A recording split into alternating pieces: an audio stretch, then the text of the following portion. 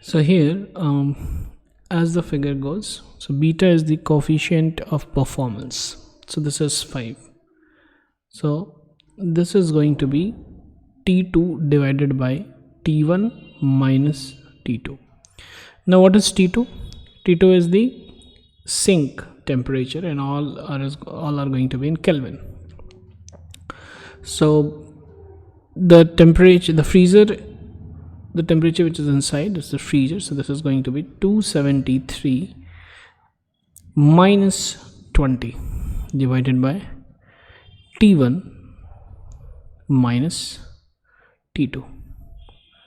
So this becomes 5 is equal to 253 divided by T1 minus of 20 degree Celsius. So this is 50.6 degrees.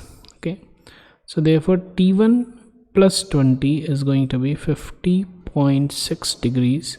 So therefore the T1 is going to be 30.6 degrees Celsius, which is almost equal to 31 degree Celsius. Okay, so the temperature of the surrounding to which it rejects heat. So here, that's the T1. Okay, here the heat is being rejected to, and here the heat is being absorbed from. Thank you.